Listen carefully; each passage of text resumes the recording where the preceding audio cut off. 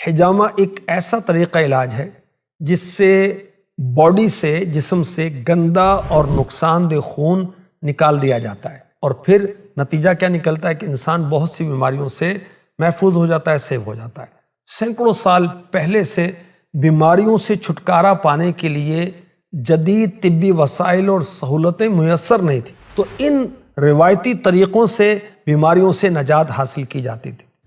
اس میں بہت ہی ایک ایفیکٹو طریقہ سمجھا جاتا تھا حجامہ۔ آج کل اس کو کپنگ تھراپی کہا جاتا ہے۔ حجامہ کی وجہ سے خون کی گردش بہتر ہوتی ہے، خون میں آکسیجن اور غذائی اجزاء میں بھی اضافہ ہوتا ہے، جلد کی صحت بہتر ہونا شروع ہو جاتی ہے۔ حجامے سے کیل، محاسوں اور ایگزیما جیسی جلد کی بیماریوں کے خطرات بھی کم ہو جاتے ہیں۔ سانس کی بیماریوں سے بھی شفا حاصل ہوتی ہے۔ کپنگ تھراپی یعنی حجامہ پچنا، اس سے سینے اور پھیپھڑوں کے تناؤ میں، کھچاؤ میں کمی آتی ہے، پھیپھڑوں کی کام کرنے کی صلاحیت میں اضافہ ہوتا ہے، اور اس سے کیا فائدہ ہوتا ہے کہ بلغم کو جسم سے خارج کرنے میں مدد ملتی ہے۔ اس کے ساتھ ساتھ حجامہ سانس کی نالی کو متعدی انفیکشن میں بھی مفید ہے۔ حجامہ سے جسم سے زہریلے مواد کا اخراج ہوتا ہے۔ فاسٹ فوڈ کثرت سے استعمال کرنے کی وجہ سے جسم میں زہریلے مواد جمع ہونا شروع ہو جاتے ہیں۔ حجامہ لگوانے سے زہریلے مادے کو خارج کرنے میں مدد ملتی ہے۔ دائمی تھکاوٹ سے بچنے کے لیے حجامہ ایک بہترین آپشن ثابت ہو سکتا ہے۔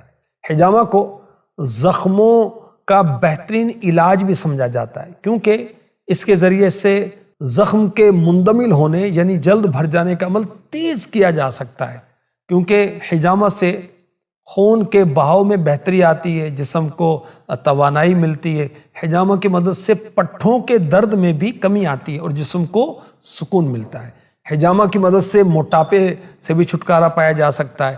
ہاضمے کے نظام میں بھی بہتری آتی ہے، جبکہ دائمی سٹریس، نیوٹریشن کے غیر متوازن لیول اور مدافعتی نظام کے مسائل کی وجہ سے لاحق ہونے والے ہاضمے کے مسائل کے خلاف حجامہ بہت اہم کردار ادا کرتا ہے۔ پیشاب کی نالی کے مختلف مسائل اور گردوں کی پتھری کے خلاف بھی حجامہ بہترین مفید ثابت ہوتا ہے۔ خون کے بہاؤ میں بہتری آتی ہے، بعض اوقات جسمانی نفسیاتی مسائل کی وجہ سے جو مسائل آتے ہیں اس میں بہتری آتی ہے، اور کپنگ تھراپی کی وجہ سے مردانہ کمزوری کے خاتمے کا بھی سبب ہوتا ہے۔ حجامہ کروانا سنت مبارکہ ہے۔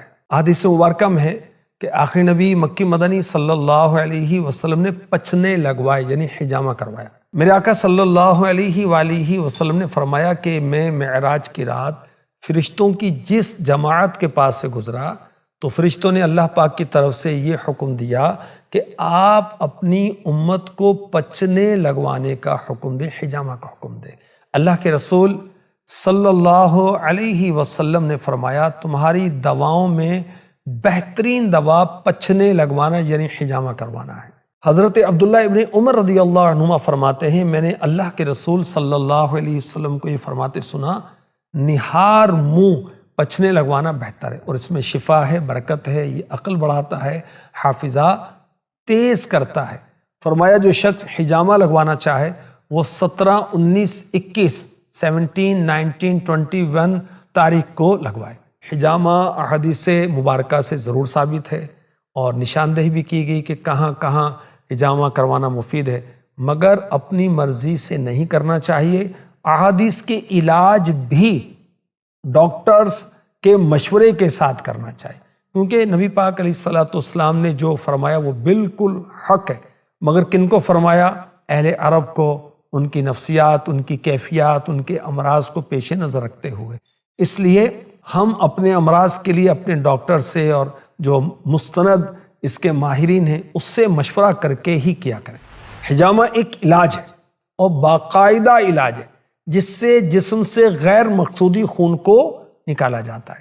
اب اس بات کو اس فن کے لوگ ہی پہچانتے ہیں، لہذا حجامہ کے لیے دیگر علاجوں کی طرح حجامہ کرنے والے کا ماہر ہونا ضروری ہے تاکہ فوائد حاصل ہو سکیں۔